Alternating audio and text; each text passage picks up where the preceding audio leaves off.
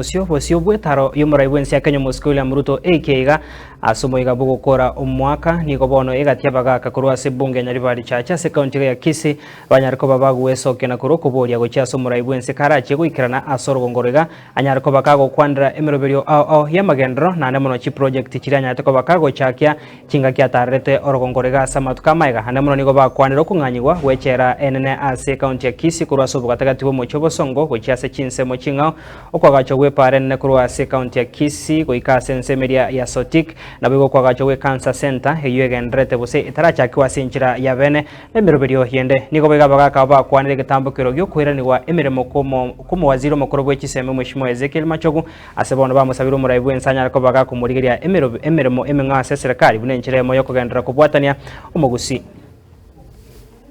Kuna project ambazo wewe mwenyewe ulisi launch na tunachua wakati project inakuwa launched hivyo hata pesa huwa zinawekwa kando, lakini ajabu ni kwamba hizo project zote ambazo zilikuwa launched hakuna hata moja imeanza ama inaendelea, zote ni kama zilisimama.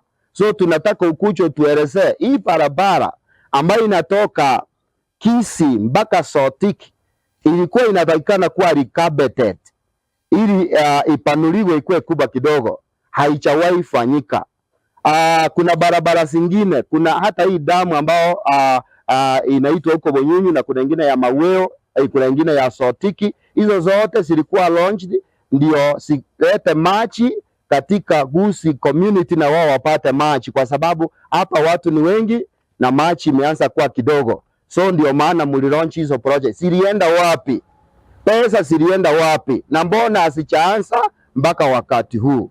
Kitu ya mwisho katika mambo ya appointments, wakati serikali na appoint watu, hatuoni wa Kisii wakiappointiwa, hatuoni majina yao yakitachwa. Kile tunaona wale waliokuwa kwa viti ndio wanatolewa na hizo viti zinapewa watu wengine. Mbona wa Kisii hawakui appointed? Na huyu kulikuweka na mtu anaitwa CS Machogu, yeye ndiye aliunganisha hapa Kenya Kwanza hapa.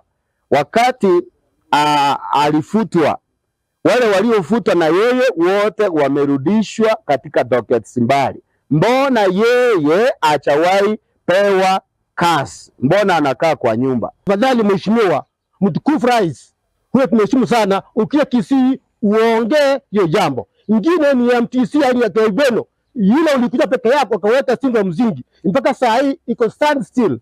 Honorable President, ukija uongee chuo nemlo yo na useme kwa nini chaendelea. Nyingine ni stadium, wewe mwenyewe ulisimama pale kwa kiwanja ukatoa pesa ya kutengeneza hiyo kiwanja. Nime karibu nne, nothing has been done. Honorable President, ukija hapa tafadhali Kisii uone kwamba umeongea juu hiyo jambo. Nyingine ni project ya Sironga na Bomachoge. Hiyo uliongea wewe peke yako, lakini hatujaona any project, any progress to date.